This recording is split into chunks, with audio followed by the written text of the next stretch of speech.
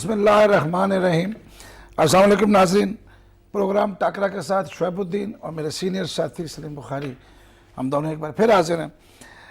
नाज़रीन, आज एक ऐसा दिन है कि जिस दिन एक ऐसी शख्सियत ने हमें दागे मुफारकत दी जिसने इस मुल्क के गरीबों के लिए, उमरा के लिए एक जैसी खिदमात अंजाम दी। अब्दुल सत्तार ईदी 2 साल हो गए उनको गुजरे, उन्हें भूलना आसान नहीं है, ना दुनिया उन्हें भूलेगी जब तक उनकी ये रजाकाराना सर्विस पूरे पाकिस्तान में काम कर रही है। कैप्टन रिटायर्ड सफदर, एक तवील जुलूस, एक तवील जद्दोजहद के बाद उनको आज नैब ने गिरफ्तार कर लिया। इस्लामाबाद में पिंडी में एक जुलूस की शक्ल में उन्होंने गिरफ्तारी थी। मरियम नवाज ने 13 जुलाई की शाम 5 या 6 बजे के दरमियान लाहौर पहुंचने का ऐलान किया है। उनके वालिद साहब उनके साथ होंगे। वो क्या गिरफ्तारी बाहर आके देंगे या उन्हें बाहर आने का मौका दिया जाएगा, ये सारी चीज़ें बुखारी साहब के साथ अभी बात करते हैं। एवन फिर रेफरेंस में जो हुआ, मैं नवाज शरीफ को उससे बचाना चाहता था।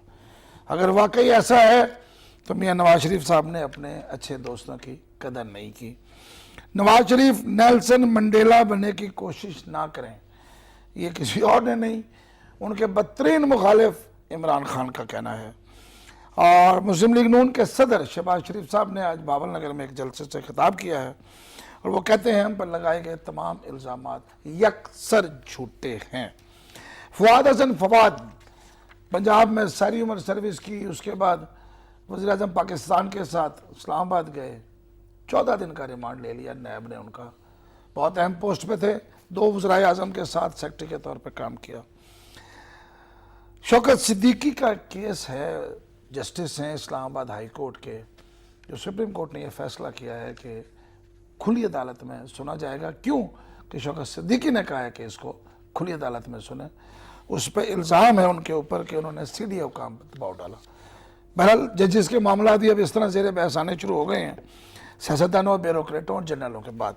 मकबूजा कश्मीर में बुरहान वानी की दूसरी बरसी और शहादतों का सिलसिला जारी, 3 मज़ीद शहीद। नाज़रीन, ये हमारे आज के मौज़ूआत, कोशिश करेंगे कि इन सब के साथ मुकम्मल इंसाफ किया जा सके। लेकिन आज जो सबसे पहला नाम है वो है अब्दुल सत्तार ईदी। नाज़रीन, मेरा ख्याल है पहले फिर ईदी साहब पे एक रिपोर्ट दिखाई जाए ताकि आप भी देखिए कि उन्होंने क्या खिदमत अंजाम दी।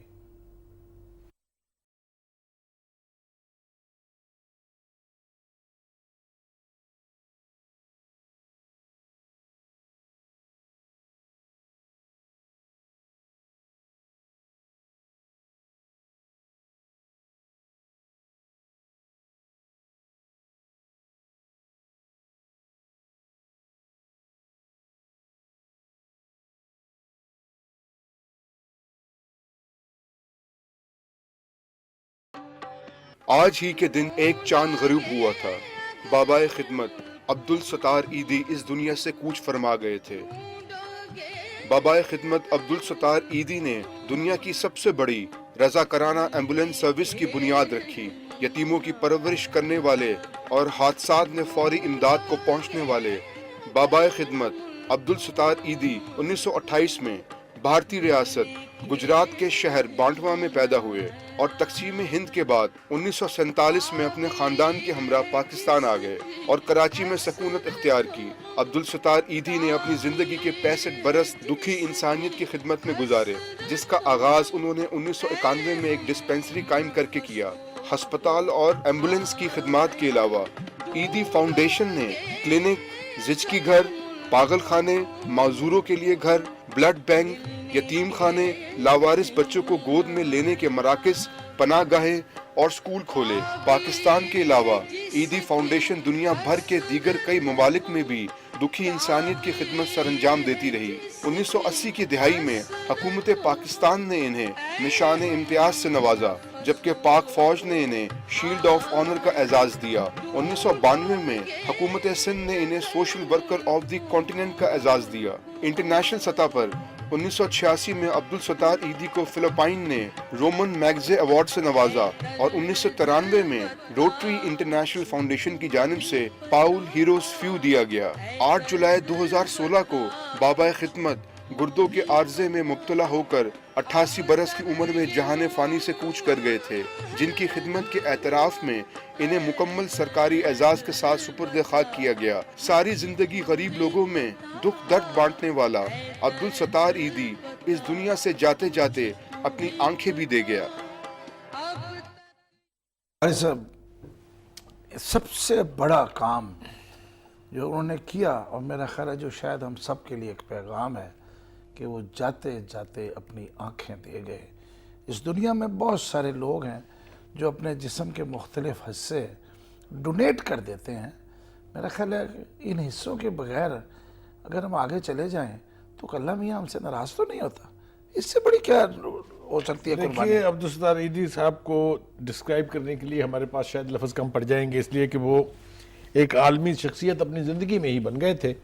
اور ان کے بارے میں ایک اور دلچسپ بات کہی جاتی ہے کہ وہ امیر ترین غریب انسان تھے، اس لیے کہ وہ اگر بھیک مانگنے بیٹھتے تھے لوگوں کی بہبود کے لیے، لاوارث لاشوں کو کفن دینے کے لیے، تو لاکھوں نہیں کروڑوں میں پیسے اکٹھے ہو جاتے تھے۔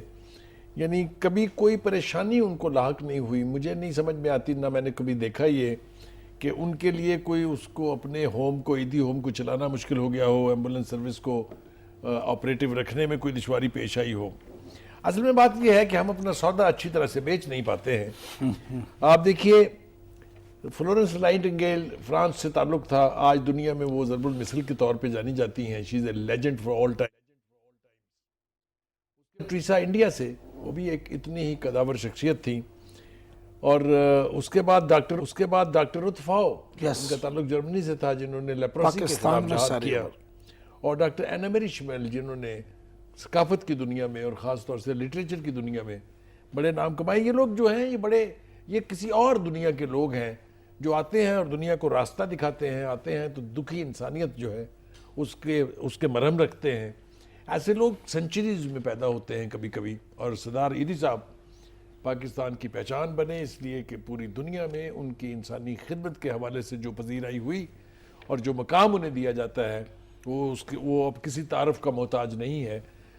یعنی میں تو ایمانداری سے سمجھوں گا کہ ان کی شخصیت عالمی تو ہے ہی، لیکن پوری دنیا ان کو انوی کرتی ہے کہ انہوں نے کوئی سرکاری وسائل کو استعمال کیے بغیر، کسی کی سرپرستی لیے بغیر اپنی ذات کے اوپر اتنا بڑا کارنامہ کر دکھایا۔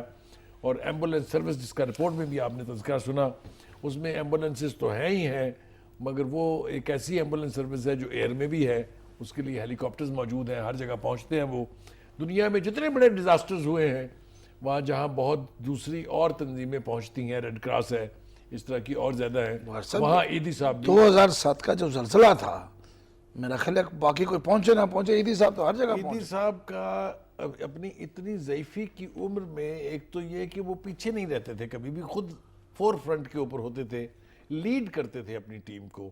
تو میں تو یہ سمجھتا ہوں کہ عیدی صاحب جو ہے، انہوں نے جو مثال چھوڑی ہے، خدا کرے کہ ان کے گھر والے، ان کے بیٹے جو ہیں اس وقت جو سرپرست ہیں، سرپرست اعلیٰ ہے، وہ اس سپرٹ کے ساتھ اسی مشن کو جاری رکھیں جس مشن کو ان کے بارے عیدی میں صاحب نے۔ جی، ایک صاحب بریف کیس بھر کے پیسے لے کے گئے دینے کے لیے۔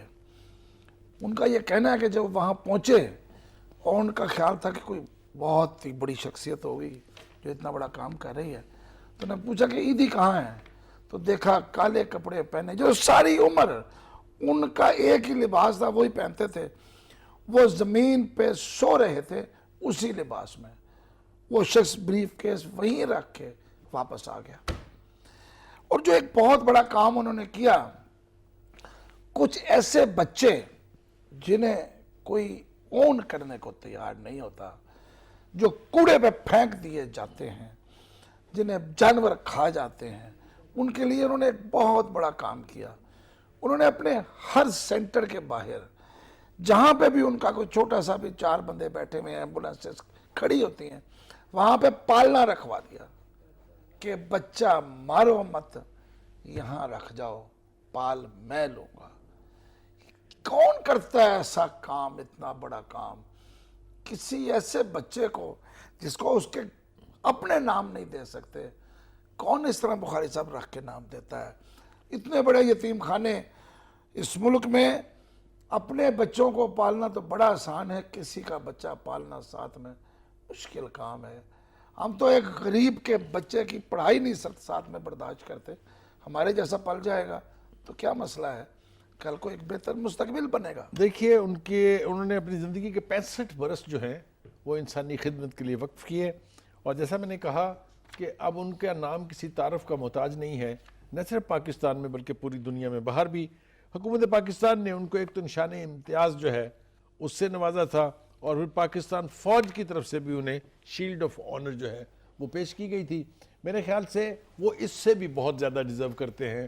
انہیں تو ایک نیشنل سمبل بنا لینا چاہیے، کیونکہ انسانی خدمت کی جو تاریخ انہوں نے لکھی ہے، ہم دعا کرتے ہیں کہ آنے والی نسلیں جو ہیں اس کو فالو کریں، اور ایک نہیں بلکہ اس ملک میں کئی عیدی پیدا ہوں. توپ پر ان کا جنازہ باقاعدہ سرکاری اعزاز ہاں، انہیں پورے فل نیشنل آنر کے ساتھ دفن کیا گیا. یہ بہت بڑی بات ہے، اچھی بات ہے. اور جیسا میں نے کہا کہ پوری دنیا میں جس طرح مدر ٹریسا، فلورنس نائٹنگیل، رتھ واو اور اینا میری شمل کا نام جانا جاتا ہے، اسی طرح سے آئیدی صاحب بھی تمام ملکوں کے لیے ایک ایسی مثال ہے کہ لوگ اینوی کرتے ہیں ان کو، اور خواہش ہوتی ہے ان کی کہ ان کے ملکوں میں بھی اس طرح کے آدمی جو ہے جب تک ایسے لوگ پیدا ہوتے رہیں گے انسانیت موجود رہے گی.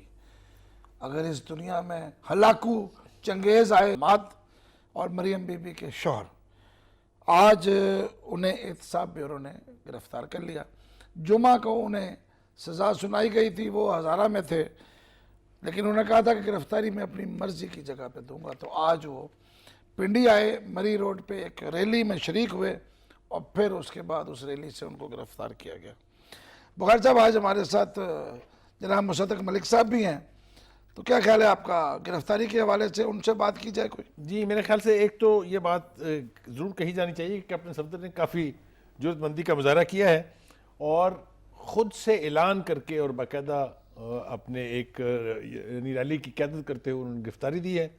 اسی طرح کی جرات کی میرے خیال سے ضرورت ہوگی پارٹی کو، اس لیے جس طرح کے حالات ہیں اس میں جرات کے ساتھ اور اسٹیڈ فاسٹنس کے ساتھ ہی لوگ کھڑے ہوں گے تو پارٹی ریوائیو ہوگی اور بہت ٹھیک طریقے سے ہوگی. جی مصدق ملک صاحب السلام علیکم. جی سر، وعلیکم السلام. ملک صاحب میری آپ سے گزارش یہ ہے کہ ایک تو یہ آج کا جو ذکر ہم نے کیا ہے کہ کیپٹن صفدر صاحب نے گرفتاری دے دی ہے، اور دوسرے اس کے ساتھ ہی مریم نواز صاحبہ کی طرف سے یہ اعلان کہ وہ 13 تاریخ کو پہنچیں گے پاکستان، لاہور آ جائیں گے، وہ اس نے بھی میرے خیال سے کچھ لوگوں کو حیران کیا ہوگا تھوڑا سا. آپ مجھے بتائیے کہ کیسے دیکھ رہے ہیں آپ اس پوری صورتحال کو کہ جب وہ تشریف لائیں گے یہاں پر تو کس قسم کا استقبال ان کی پارٹی ان کا کرے گی؟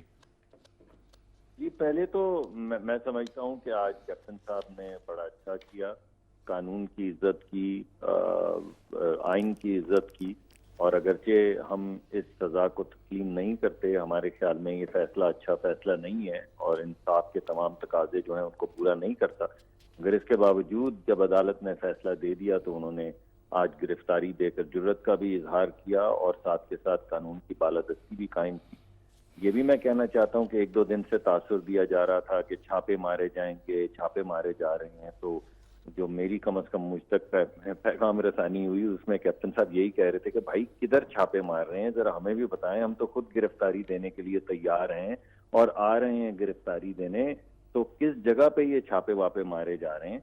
میں سمجھتا ہوں اسی طرح کا پیغام جو ہے وہ مریم صاحبہ نے اور نواز شریف صاحب نے بھی دیا ہے کہ وہ جمعے کو اگرچہ ان کی اہلیہ اور مریم کی والدہ جو ہے وہ معطر زندگی کی کشمکش سے دوچار ہیں، اللہ ان کو صحت عطا فرمائے، ان کی صحت تھوڑی بہتری کی طرف جا رہی ہے، لیکن اس سب کے باوجود انہوں نے فیصلہ کیا ہے کہ وہ جمعہ کے روز جو ہے یہاں پر آئیں گے اور اپنے آپ کو پیش کریں گے، بالکل اسی طرح جیسے کیپٹن صاحب نے پیش کیا ہے. مگر وہ تمام لوگ جن کا یہ خیال تھا کہ غالباً بیٹی نواز شریف صاحب کی کمزوری ہوگی اور اگر بیٹی کو 7-8 سال سزا دیں گے اور جیلوں کی صحبتوں کا ذکر کریں گے تو غالباً ان کا جو عزم ہے اس کی کمر ٹوٹ جائے گی، اور وہ یا پہلے سننے میں آیا کوئی بھی نہیں آئے گا، پھر سننے میں آیا وہ خود شاید اگر آ بھی جائیں تو بیٹی نہیں آئے گی، مگر وہی جرت جو باپ نے دکھائی وہی جرت بیٹی دکھا رہی ہے، اور دونوں آ رہے ہیں اپنے آپ کو قانون کے سامنے پیش کر رہے ہیں، حق کی آواز اٹھا رہے ہیں، اور میں سمجھتا ہوں اس سے جمہوریت کا بھی جو ہے وہ کو تقویت ملے گی. ڈاکٹر صاحب یہ جو ایک ٹویٹ ہمارے سامنے اس وقت موجود ہے بی بی کی طرف سے کیا گیا ہے، مریم بی بی کی طرف سے، کہ ڈرتے ہیں بندوقوں والے ایک نہتی لڑکی سے. ہمیں بیانیہ تو بالکل صاف ہے. آپ سمجھتے ہیں کہ بیانیہ جو پہلے نواز شریف صاحب کا تھا، جو لے کے وہ جی ٹی روڈ پر چلے اور آج تک اس کو لیے ہوئے تھے، اور جس کے بارے میں یہ دعویٰ تھا کہ اسے بہت پذیرائی ملی ہے، کیا اس میں سختی آ رہی ہے؟ جی میرے خیال میں یہ گفتگو تو کسی لگے بدے طریقے سے چل ہی رہی ہے. جب سے جی ٹی روڈ کا معاملہ شروع ہوا ہے یہ بات تو ہو ہی رہی ہے. یہ بات جو ہے وہ پاکستان کی جو جمہوری تاریخ ہے اس کے حوالے سے بھی کی گئی ہے، مارشل لاز کے حوالے سے بھی کی گئی ہے، پرانے عدالتی فیصلوں کے حوالے سے بھی کی گئی ہے. یہ ہمارے ملک کی جو تاریخ ہے وہ تو ہے. اب ہم آگے بڑھ رہے ہیں. ہمارا یہ خیال ہے کہ جمہوریت کو تقویت ملے گی اور ان کے یہاں آنے سے جمہوریت کو زیادہ استحکام ملے گا، اور وہ تمام لوگ جن کا خیال تھا کہ جمہوریت پامال کی جا سکتی ہے ان کے رویوں میں تبدیلی آئے گی. انہیں پتہ ہوگا کہ لوگ جمہوریت کے لیے، ووٹ کے لیے، اپنے آنے والی نسلوں کے لیے، اپنے آنے والے مستقبل کے لیے جیلوں کی قربانیاں دینے کے لیے تیار ہیں، اور تیار ہیں، آ رہے ہیں. تو پھر کیا ہے، پھر اب چلتے ہیں جہاں پہ قسمت لے کر جائے گی، جہاں پر عوام لے کر جائے گی. عوام کا فیصلہ بھی ایک آنا ہے 25 تاریخ کو، تو دیکھتے ہیں کیا فیصلہ آتا ہے. ڈاکٹر صاحب میرا خیال ہے کہ عوام کا فیصلہ تو 25 کو آئے گا، لیکن بہرحال جمعے کو بھی ایک فیصلہ تو آئے گا نا کہ کس طرح لوگ آتے ہیں، یا روکا جاتا ہے یا کیا کیا جاتا ہے. آپ کے خیال میں کیا لوگوں کو آنے دیا جائے گا؟ جی شعیب الدین صاحب، یہ تو آپ کو پاکستان کی تاریخ آپ کے علم میں ہے. مجھے تو ایسا نظر نہیں آتا کہ آسانی سے آنے دیا جائے.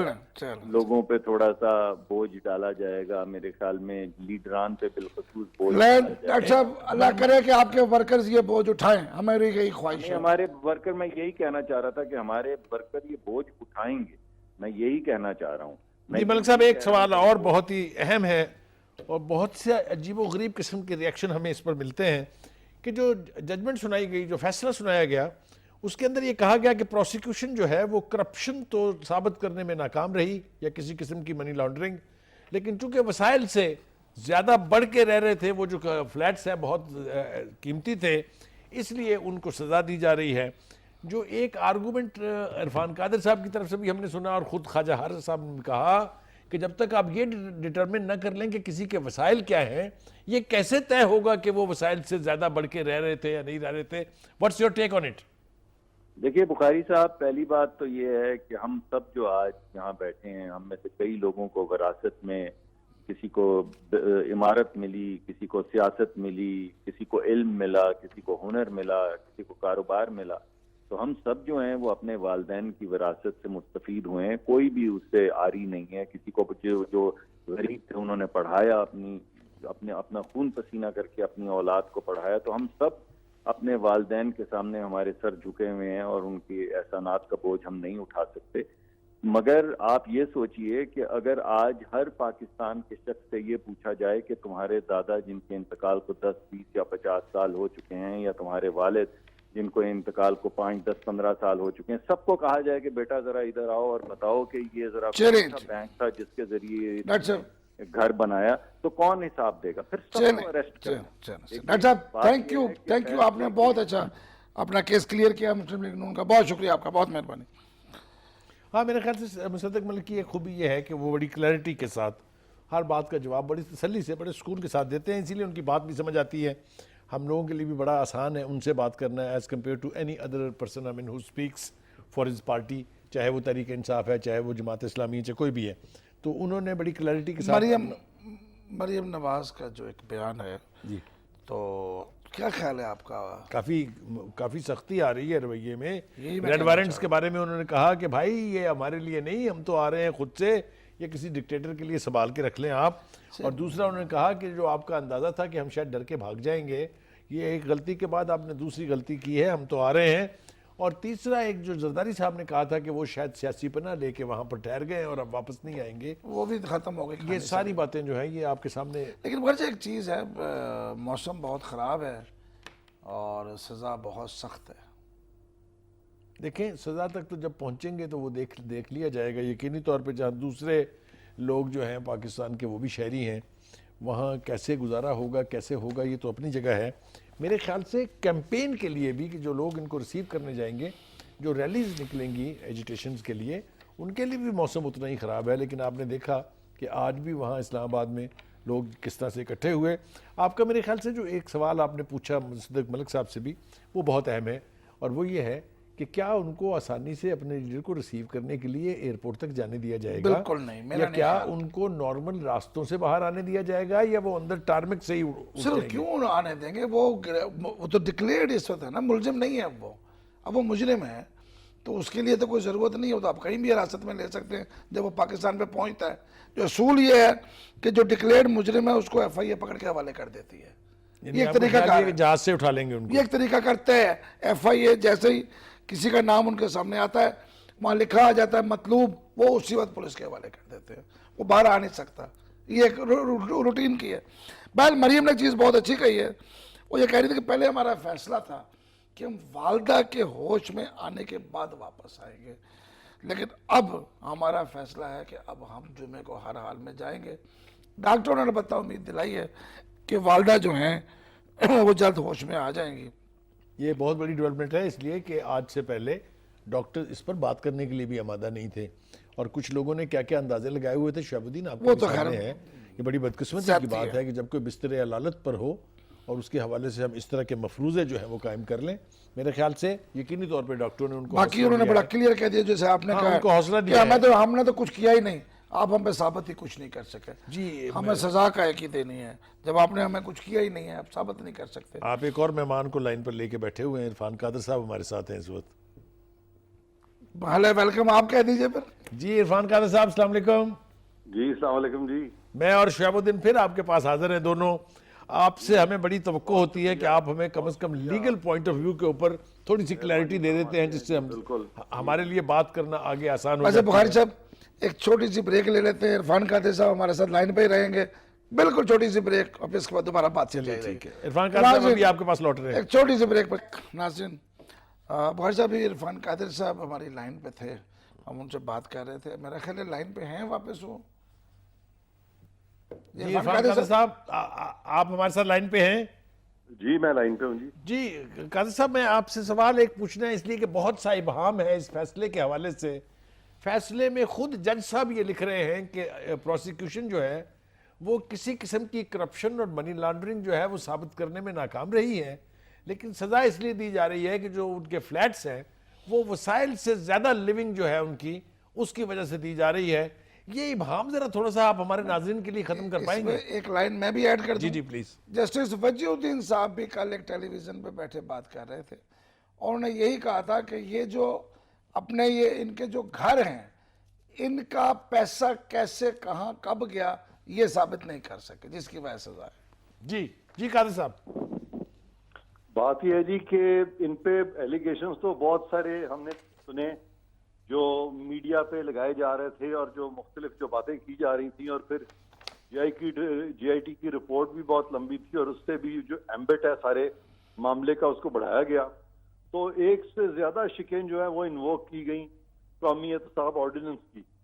تو وہ تمام شکیں جو ہیں ان کے بارے میں احتساب عدالت کا فیصلہ یہ ہے کہ وہ تمام جو شکیں ہیں وہ یہ ثابت نہیں کر سکا پروسیکیوشن کہ انہوں نے وہ تمام افینسز کیے ہیں, ماں سوائے ایک معاملے کے جہاں پہ کہ انہوں نے کہا کہ ان کے اثاثہ جات جو ہیں وہ ان کے جو نون سورسز آف انکم ہیں وہ اس سے زیادہ ہیں, اور اس کا ذکر جو ہے غالباً 9(5) میں یہ کیا گیا ہے قومی احتساب آرڈیننس میں, کہ اگر وہ ایسٹس وہ اور ان کے ڈپینڈنٹس اور بے نامی دارز کا لفظ وہاں پہ ہے کہ اگر وہ ایکوائر کرتے ہیں, تو اب سب سے پہلی بات تو یہ کہ یہاں پہ یہ بھی اونس پروسیکیوشن پہ تھا کہ وہ ثابت کرتے کہ یہ تمام لوگ جن کے نام یہ پراپرٹیز ہیں یہ میاں نواز شریف کے ڈپینڈنٹ رہے ہیں, اور پھر یہ کہ بے نامی دار بھی یہی تھے ان کے.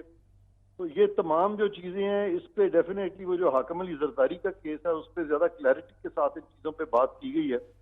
تو اس کی نسبت سے یہ جو فیصلہ ہے اس میں کافی ساری چیزیں جو ہیں وضاحت طلب ہیں, اور اگر اس طرح کی ایمبیگوٹی رائز ہو یا ڈاؤٹ رائز ہو تو یوزلی بینیفٹ آف ڈاؤٹ جو ہے وہ تو ایکیوز کو جاتا ہے, اور یہ جو برڈن آف پروف انہوں نے اتنی آسانی سے شفٹ کر دیا ہے میاں نواز شریف کی طرف, تو جب تک حسن حسین اور ان کی جو پراپرٹیز ہیں انگلستان میں جب تک کہ وہ ٹرائی نہیں ہوتے اس کیس میں تو تب تک میاں نواز شریف پر یہ سارا بار ثبوت اس طریقے سے ڈالا نہیں جا سکتا تھا، کیونکہ بہت سارے یہاں پہ پریزمپشنز کیے گئے ہیں اور ریزمپشنز کیے گئے ہیں، اور قانون میں خاص طور پہ جو قانون شہادت کا ایویڈنس ایکٹ ہے اس میں صاف طور پہ لکھا ہوا ہے کہ کون کون سی چیزیں آپ پریزیوم کر سکتے ہیں. اور ایویڈنس ایکٹ میں پریزمپشنز جو ہیں 3 قسم کے ہوتے ہیں.